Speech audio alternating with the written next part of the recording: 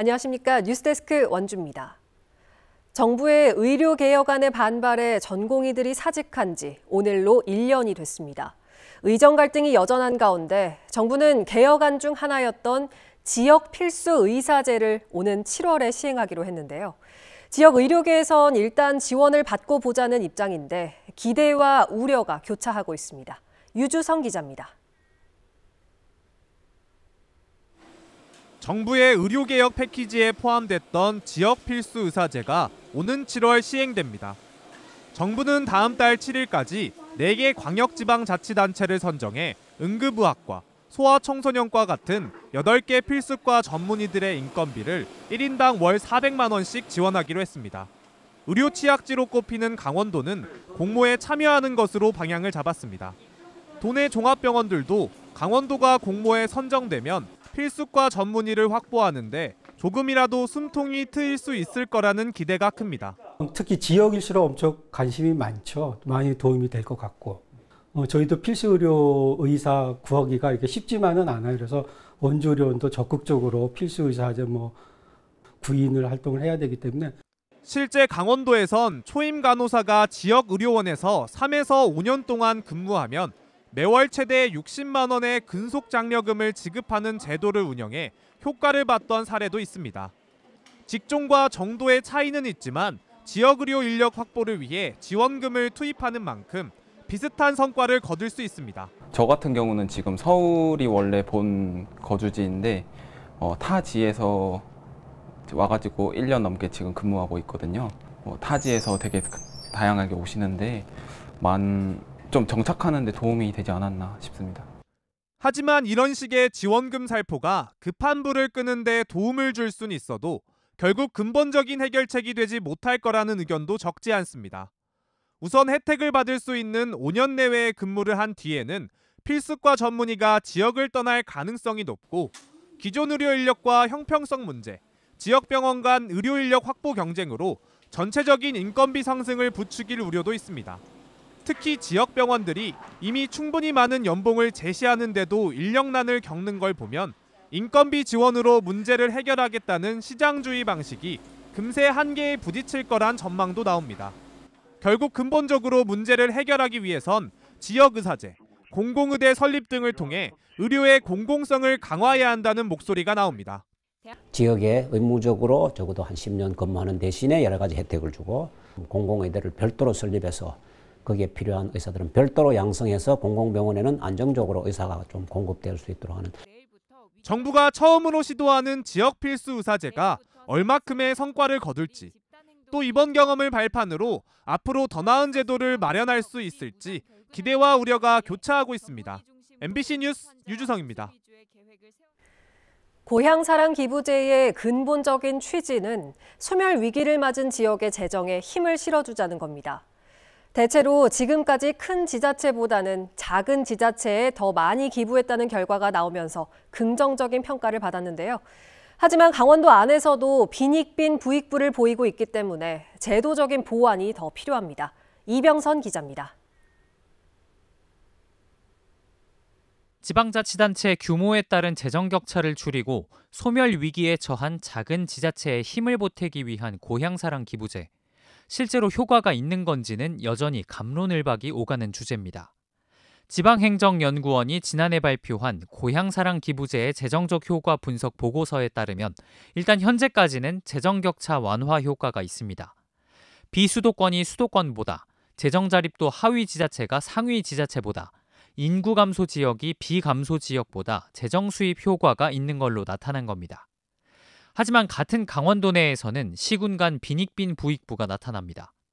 강원도청까지 포함해 모금액 평균인 6억 4,600만 원보다 많이 모금한 9곳에는 재정 자립도 1위부터 3위, 5위와 7위 등 비교적 상위권이 다수 포함되어 있었고 모금액이 가장 적었던 2개 시군은 공교롭게도 재정 자립도 또한 가장 낮았습니다. 반면 고향사랑 기부제를 운영하기 위한 비용은 그만큼 차이 나진 않습니다. 시군 규모와 관계없이 2명, 많으면 3명을 전담 직원으로 붙이기 때문에 운영을 위한 인력 부담은 비슷합니다. 또 답례품 비용을 포함해 대부분 시군이 연간 1억에서 2억 원대를 사용하는 것도 다르지 않습니다. 다 같이 비슷한 비용을 투입하고 있지만 특정 시군 혹은 강원도로 기부금이 몰리고 있는 겁니다. 제도적으로 보완해야 한다는 목소리가 나올 수밖에 없습니다. 취지 자체가 기초지자체의 열악한 재정을 돕기 위한 것인 만큼 이에 충실할 수 있도록 기초지자체만 모금하도록 하는 등의 방안이 거론됩니다. 좀 재정 상태나 인구 상황이 열악한 지역에 기부를 했을 때 그 기부자에게 더 많은 세액공제 혜택을 주는 방식으로 또 이를 장려하기 위해 현재 10만 원으로 돼 있는 세액공제 한도액을 늘리는 방법도 함께 논의될 필요가 있을 걸로 보입니다. MBC 뉴스 이병선입니다. 원주와 영월에 올해 첫 건조주의보가 내려진 가운데 바람도 강하게 불어 화재 위험이 높아지고 있습니다. 오늘 홍천과 고성에서는 주택에서 난 불이 산불로 이어졌습니다. 나금동 기자입니다. 희뿌연 연기가 산 위로 쉴 새 없이 뿜어져 나옵니다. 소방대원들이 주부를 진압한 뒤 시커멓게 변한 산 곳곳을 오가며 잔불을 정리하기 위해 애를 쓰고 있습니다. 산 아래 목조주택은 앙상한 뼈대만 남았습니다. 주택에서 불이 났다는 집주인의 신고가 접수된 건 오늘 오전 10시 30분쯤. 뒤에 보이는 목조주택에서 난 불이 산으로 번지면서 하마터면 큰 피해로 이어질 뻔했습니다. 현재도 매캐한 냄새가 코를 찌르고 있습니다. 바람이 부는 데다 길이 좁아 소방대원들은 진화에 어려움을 겪다 불이 난 지 2시간여 만에 진화를 마쳤습니다. 이 불로 산림 500제곱미터와 주택 한 채가 모두 탔습니다. 내부 내장재가 좀 쉽게 연소 확대되는 그런 부분이어서 그게 다 타면서 산으로 연소 확대된 상황이었습니다. 오늘 오전 고성군 주광면의 목재더미에서도 불이 나 야산으로 번졌고 엊그제도 홍천군 서성면의 주택에서 난 불이 산불로 번져 산림과 집 한 채를 모두 태웠습니다. 올해 첫 건조주의보가 내려진 춘천과 홍천, 영월, 원주를 비롯한 도내 12개 시군과 산지에는 건조특보가 내려져 있습니다. 올해 영서 지역 누적 강수량도 평년보다 44% 적습니다. 춘천 지역의 건조특보가 지난 3년 평균에 비해 2주가량 빨리 발표되었습니다. 일부 지역에는 강한 바람까지 더해지겠으니 각종 화재 예방에 각별히 유의하시기 바랍니다. 지난 10년간 발생한 강원도 산불은 741건. 산불의 3분의 2가 2월부터 5월까지 넉 달간 집중되고 특히 봄철인 3월에 150건으로 가장 많이 발생했습니다. MBC 뉴스 나금동입니다. 양양 플라이강원을 인수한 파라타 항공이 하반기 취항을 추진하고 있습니다.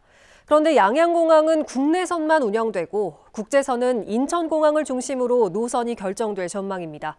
김영호 기자가 보도합니다. 플라이강원에서 이름을 바꾼 파라타 항공이 최근 신입 경력직 채용 공고를 내고 본격적인 취항을 준비하고 있습니다. 객실 승무원과 운항 관리, 영업 마케팅 등 전 부문에서 140여 명을 선발할 것으로 알려졌습니다.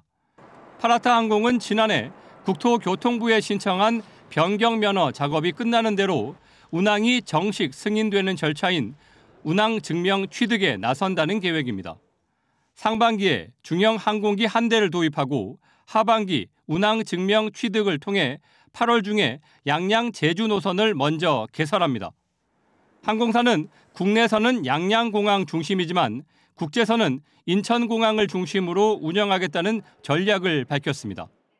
국내선은 양양 제주 노선 그리고 국제선은 인천공항 중심의 운영이라고 봐주시면 될 것 같습니다. 이후에 저희가 운항을 하면서 국제선 운영 전략을 가져갈 상황이고 거기에 대한 검토를 하고 있다라고. 파라타 항공이 국토부에 제출한 도입안에는 미국 LA와 캐나다 밴쿠버 등이 포함된 것으로 알려졌습니다. 국제노선 사업 계획에서 양양공항이 후순위로 밀리면서 거점 공항 의미도 약해졌습니다. 파라타 측은 양양공항을 모기지로 한다는 내용이 아닌 국내선 양양 제주 노선 운항 계획으로만 국토부에 사업 계획을 제출했다고 밝혔습니다. 플라이강원 시절 체결한 거점 공항 의무 사용 기간 3년이 끝남에 따라 양양공항 취항이 필수적이지는 않지만 지역 교통 편의와 지역공항 활성화를 위해 본사는 양양에 두겠다는 겁니다. 최근에 심각한 항공기 사고 이후 국토교통부의 심사가 강화돼 운항 증명을 얼마나 빨리 받을 수 있을지 파라타 항공이 저비용 항공사들의 경쟁에서 어떤 차별화 전략을 세울지는 관심입니다. MBC 뉴스 김영호입니다. 윤석열 대통령의 탄핵을 촉구하고 여당인 국민의힘을 규탄하는 집회가 오늘도 원주와 횡성에서 열렸습니다. 윤석열 정권 퇴진 원주운동본부는 오늘 원주의료원 사거리에서 피켓 시위를 벌인 뒤 집회를 열고 헌법재판소의 빠른 탄핵 결정과 대통령을 옹호하는 국민의힘 해체를 촉구했습니다. 횡성 만세공원에서도 오후 6시부터 탄핵 집회가 열렸고 내일은 홍천, 금요일에는 춘천과 철원, 동해, 태백에서 집회가 열립니다. 원주시가 원주 지역 도의원들을 초청해 시정발전 간담회를 개최했습니다. 도의원들과 시장, 주요 공무원들이 참석한 가운데 반도체 대기업 유치 기반 조성 등의 역점 사업을 설명하고 원주공항 시설 개선, 전통시장 주차장 확충 등 주요 현안에 대한 해법을 논의했습니다. 또 더 아트 강원 콤플렉스와 어린이 예술회관, 원주 시립미술관, 동북권 체육단지 등의 시설 건립과 관련해서도 강원도 의회에 적극적인 관심과 지원을 요청했습니다. 공정거래위원회가 조합원이 자율적으로 정하는 개인 택시 면허 거래 가격을 올리도록 결정해 통보한 원주시 개인 택시 조합에 시정명령을 내렸습니다. 공정위는 해당 조합이 작년 3월 개인 택시 면허 거래 가격을 1억 5천만 원에서 1천만 원 올리도록 개입해 공정거래법을 위반했다고 판단했습니다. 조합은 또 가격 인상을 관철하기 위해 조합원의 면허 양도를 무조건 지불을 통해서만 하도록 하고 개인 거래로 면허를 취득한 자의 조합 가입을 제한하기도 했습니다. 원주시 학성동 옛 원주역 인근에 있는 성매매 집결지 힘의촌 대표자들이 경찰의 합동순찰을 1년간 유예해달라고 요구했지만 원주시가 거절했습니다. 원주시는 자진 폐쇄 이행 약속을 온전히 신뢰하기 어렵고 불법 성매매를 묵인하는 결과를 가져올 수 있다며 완전 폐쇄까지 합동순찰과 행정조치를 계속하겠다고 밝혔습니다. 힘의촌 업주와 종사자들은 어제 원주시, 원주경찰서, 시민단체 관계자들과 만난 자리에서 가족을 돌보고 빚을 갚는 등 어려운 사정이 있는 만큼 1년간 순찰을 유예하고 유예 기간이 끝나면 성매매 업소를 자진 폐쇄하겠다고 제안했습니다. 평창군이 교육발전특구 사업으로 평창읍에 조성 중인 키즈 학습 놀이터에서 오는 6월부터 사고력 수학 수업을 진행합니다. 이를 위해 영재 사고력 수학 전문 브랜드를 운영하는 오메가 포인트와 업무 협약을 맺고 학부모 설명회와 교재 교구 50% 할인, 강사 양성 교육을 추진합니다. 지금까지 뉴스데스크 원주였습니다.